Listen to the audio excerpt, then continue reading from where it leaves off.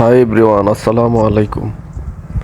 আজ আমি আপনাদেরকে নিয়ে যাচ্ছি নেত্রকোনা জেলার কলমাকান্দা উপজেলার পাঁচগাঁও ইন্ডিয়ান বর্ডার সাইডে, যেটা হলো মেঘালয় পাহাড়ের এক ভিতরে। আজকে আমরা যাব। আসলে পাহাড়টা কি দিয়ে তৈরি, শেষ পর্যন্ত থাকবেন এবং দেখতে পারবেন। পাহাড়ের ভিতরে ঝর্ণা দেখার উদ্দেশ্যে রওনা দিয়েছি।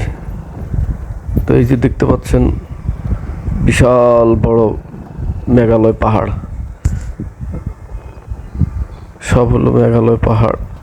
আজকে আমি পাহাড়ের ভিতরে নিয়ে যাব। আসলে পাহাড় কি দিয়ে তৈরি, সৃষ্টির অপূর্ব সৃষ্টি। আসলে এই সৃষ্টিটা আল্লাপাক পাহাড় খুঁটি হিসাবে পৃথিবীকে স্থির করে রাখার জন্য তৈরি করছে।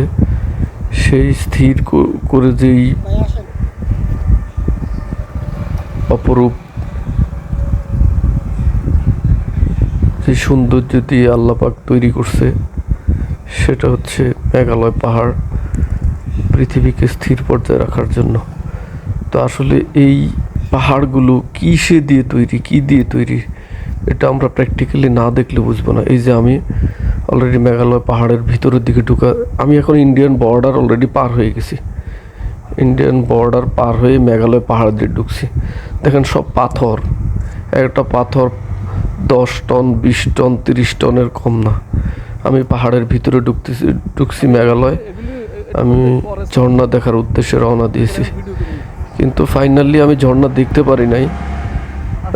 কারণ হচ্ছে অত দূর পর্যন্ত যাইয়া পৌঁছানো মিনিমাম 2 থেকে 3 ঘন্টা লাগবে। তো আসলে অত সময় আমি নিতে পারি না। এক একটা পাথর দেখেন, না হলেও 10 টন, 20 টন, 30 টন। এই যে সাইড দেখতেছেন, সব পাথর দিয়ে, সব পাথর।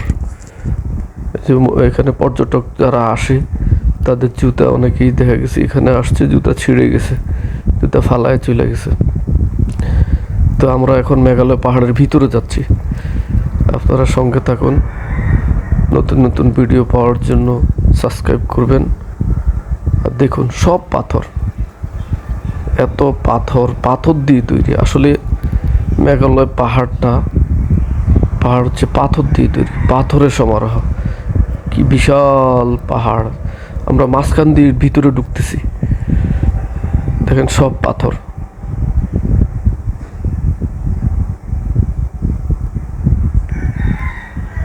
আসলে অনেকেই, কেউ যদি সরাসরি আসতে চান, তাহলে আপনারা নেত্রকোনা জেলায় এসে আপনারা কলমাকান্দা থানায় আসতে পারবেন, অথবা দুর্গাপুর দিয়েও আপনি মেঘালয় পাহাড় দেখতে পারবেন। দুর্গাপুর দিয়ে মেঘালয় পাহাড় দেখতে পারবেন, পাশাপাশি ওখানে আপনার চীনামাটির যে বাসন বা বিভিন্ন চীনামাটির তৈরি যে জিনিসগুলো বানানো হয়, সেগুলো দুর্গাপুর দিয়ে একটা পাহাড় আছে, ওই মাটির পাহাড়, চীনামাটির বাসন বা বিভিন্ন জিনিস তৈরি কিন্তু মাটির পাহাড়। যাই হোক, আমরা এখন আছি মেঘালয় পাহাড়ের ভিতরে। আমরা ঢুকতেছি ক্রমান্বয়ে, আস্তে আস্তে ভিতরের দিকে যাওয়ার চেষ্টা করতেছি। দেখেন সব পাথর, শুধু পাথর আর পাথর।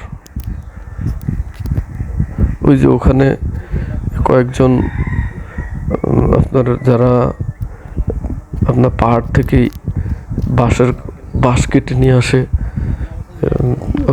ওনারা 4জন ওনারা বাঁশ কাটতে গেছে। ওনাদেরকে জিজ্ঞাসা করা হয়েছে যে ওনারা কখন যায়। ওনারা সকাল 7টায় রওনা দেয়। ওনাদের 3-4 ঘন্টা আমরা ভিতরের দিকে হাঁটতে থাকি। ভিতরে যাই, দেখেন সব পাথর, পাথর আর পাথর, পাথর আর পাথর, পাথর দিয়ে তৈরি। বেসিক্যালি মেঘালয় পাহাড়টা হচ্ছে পাথর দিয়ে তৈরি। যা বলতেছিলাম, ওনারা 2 ঘন্টা 2.5 ঘন্টা ভিতরে গিয়ে এরপরে পাহাড় থেকে তারা কঞ্চি বাঁশ কেটে নিয়ে আসে। দেখেন এক একটা পাথর কয়েকশো টন। দেখেন সব পাথর। মেঘালয় পাহাড়টা মূলত পাথর দিয়ে তৈরি। দেখেন সব পাথর। আপনি যত ভিতরে যাবেন শুধু পাথর আর পাথর দেখতে পাবেন। আমার ভিতরে যাওয়া সম্ভব হয়নি, যদিও আমি এখানে থেকে আপনাদেরকে দেখানোর চেষ্টা করতেছি। সব পাথর আর পাথর। দেখেন এক একটা পাথর কয়েকশো টন, কয়েকশো টন। দেখেন সাইডে এগুলো, আপনি এদিক দিয়ে চলে যেতে পারবেন ভিতরে, যারা উপরে। ওই দেখেন সব পাথর। ও সুবহানাল্লাহ, সুবহানাল্লাহ। মেঘালয় পাহাড়ের ভিতরে, পাহাড় তৈরি মূলত পাথর দিয়ে। দেখেন সব পাথর। আর ওই যে পানি ঝর্ণা আছে সামনে, আরও অন্তত 1 থেকে 2 ঘন্টা হাঁটতে হবে। তা আসলে সেই সময় আমি আসলে নিয়ে বের হই নাই। আমি আমার 2 জন কলিগকে নিয়ে ওখানে যাওয়ার সুযোগ হয়েছে। দেখেন সব পাথর। আমরা আসলে মেঘালয় পাহাড়টা, সবাই মেঘালয় পাহাড় জানতাম, আমিও আগে জানতাম না যে আসলে পাহাড় কি দিয়ে তৈরি। তো আসলে আমি এই এই এলাকায় পরিদর্শন করতে এসে আমি বুঝতে পারলাম যে আসলেই মেঘালয় পাহাড়টা হচ্ছে পাথরের সমারোহ, শুধু পাথর আর পাথর।